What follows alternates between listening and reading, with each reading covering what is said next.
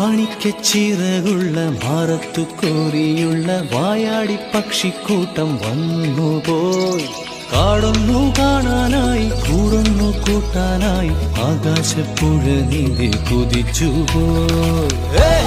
കണ്ടു മലനിര ഓഹോ